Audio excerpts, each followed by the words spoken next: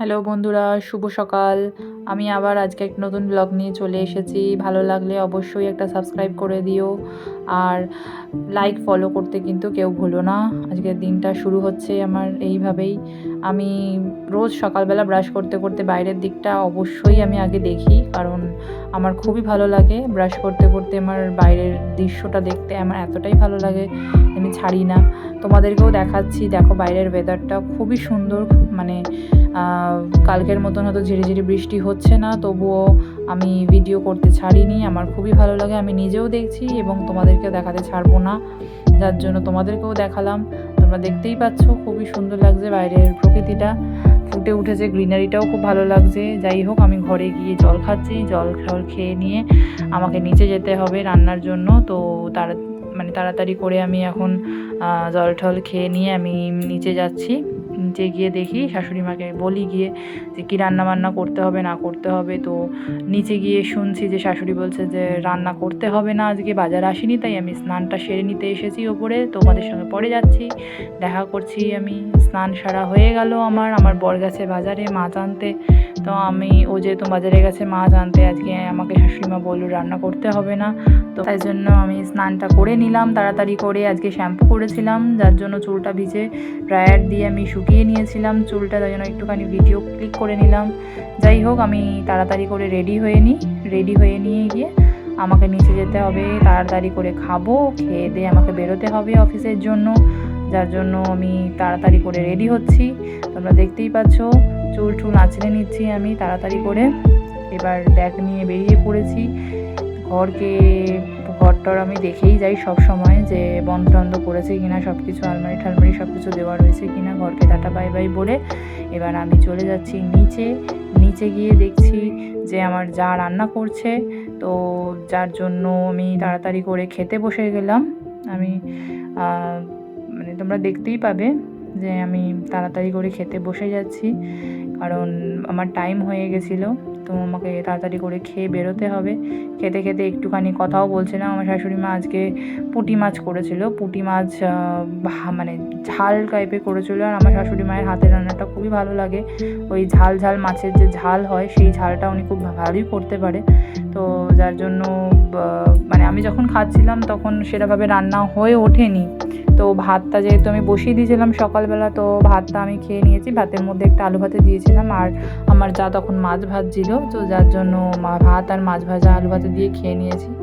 দেখতেই পাচ্ছ আমি ব্যাগটাকে টিফিন রেডি করছি, আর টিফিন রেডি করে বেরিয়ে যেতে গিয়ে আমার বরের সঙ্গে দেখা হলো।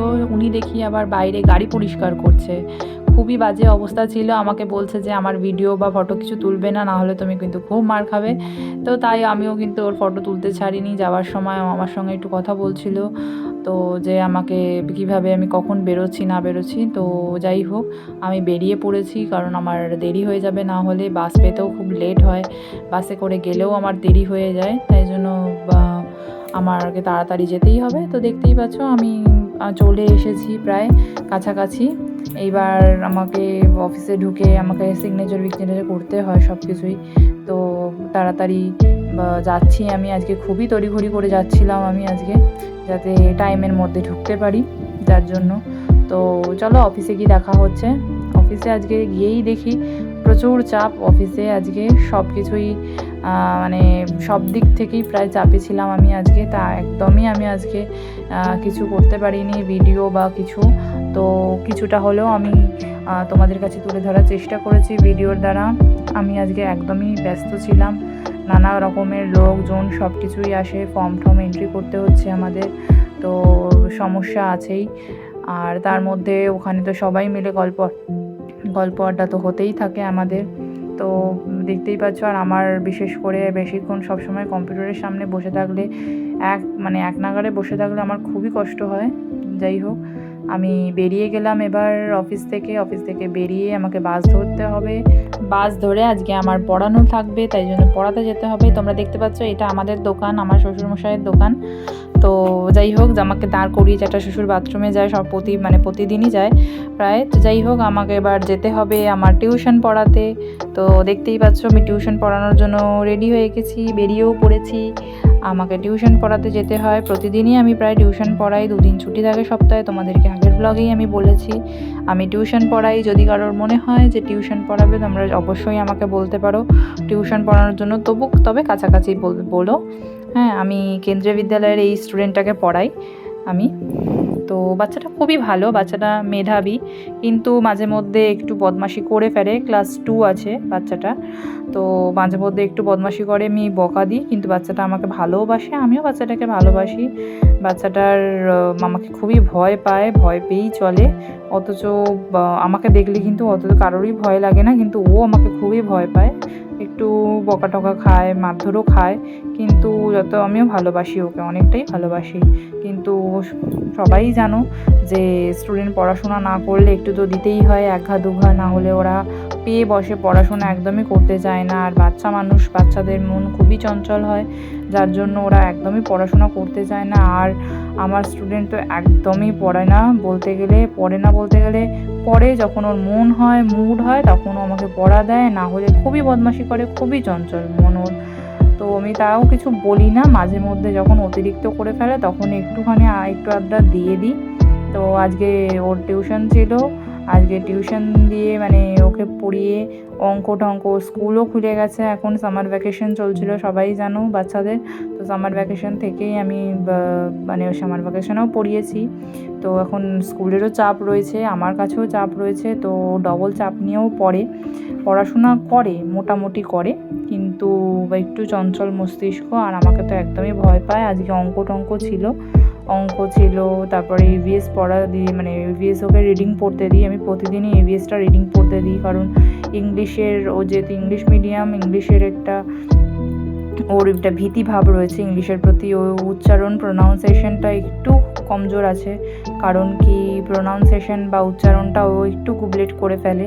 তো আমি এখন থেকেই ওকে রিডিং পড়ানো শেখাচ্ছি, যাতে ওর পরে গিয়ে কোনো অসুবিধা না হয়।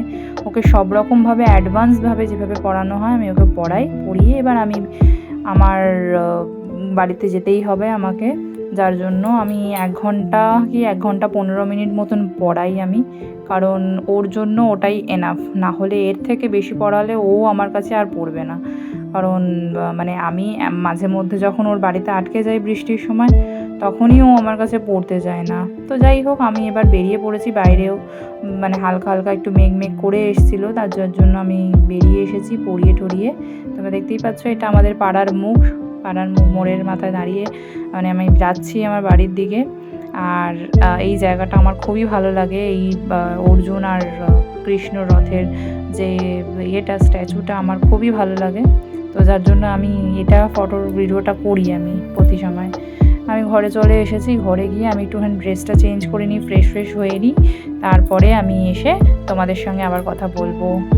আমি ফ্রেশ হয়ে নিয়ে দিয়ে দেখলাম সবাই কাঁঠাল খাচ্ছে, আমিও ছাড়লাম না, কাঁঠাল নিয়ে চলে এলাম। আমি কাঁঠাল খাই এদিকে। তোমাদের ভালো লাগলে অবশ্যই একটা সাবস্ক্রাইব করে দিও।